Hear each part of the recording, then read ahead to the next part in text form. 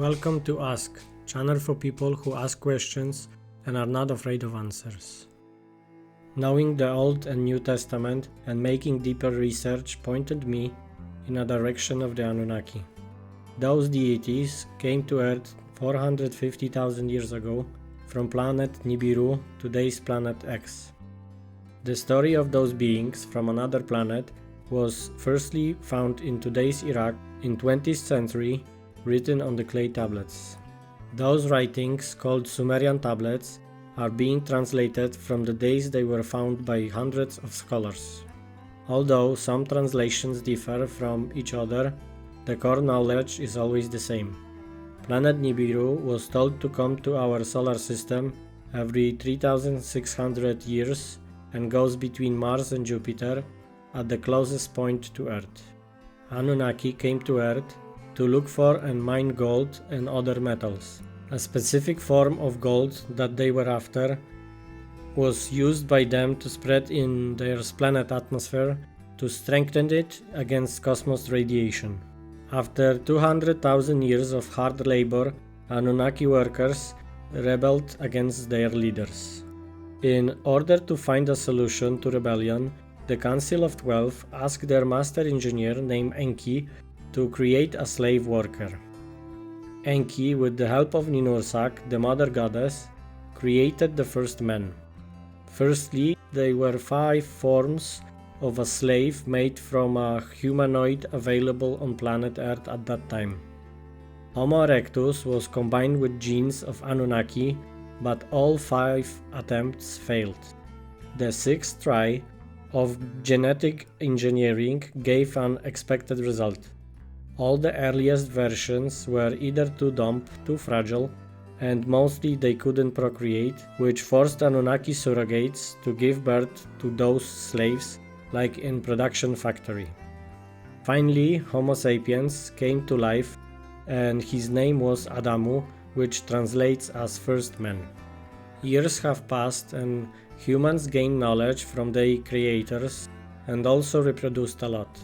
There are stories in clay tablets that describe wars between Anunnaki for their position in the Council of 12 and how they used humans in those wars. People were easy to manipulate as they always wanted to be on the most powerful side of the conflict. By reading Sumerian stories, we can see that all known stories in the Old Testament are taken from there. The Great Flood, for example, did happen, and it's been told is a cycle of Earth to cleanse itself every 13,000 years, which by the look of it might be real soon. We won't be here necessarily, but our children may have a problem if this will turn out to be truth. So Anunnaki fled from Earth, but Enki left to his favorite human plans for building an ark. Utnapishtim built it, and after 1 year of floating on waters of Earth, when the waters began to fall, Anunnaki came back to see that somehow humanity have survived. This wasn't the best info for Enlil, the brother of Enki, as he found humans' existence problematic. He found it problematic due to noise humans made and that they reproduced way too fast. Despite aversion of Enlil against humans, his brother Enki convinced him that this is a good thing to have this race who can be controlled and used for labor. But the labor wasn't the only thing humans did after. They created cities, grew agriculture, and many other things that you can watch on my other videos. Later on we have the Tower of Babel, which was built by humans to be equal as gods Anunnaki. This building supposed to be used as a place of landing, same as ziggurats that Anunnaki use for their ships.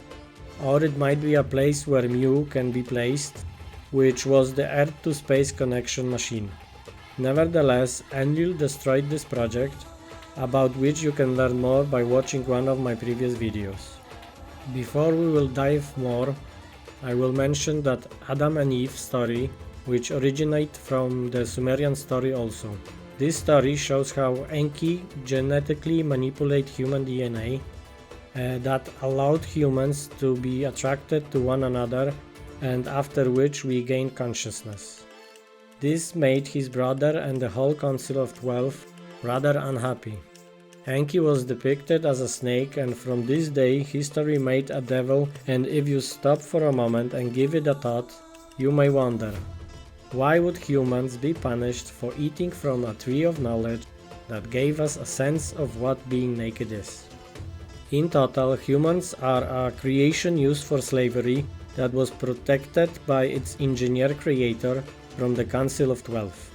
As a punishment for making humans as consciousness as we are, Enki is depicted as a devil, even if he did a good thing for us.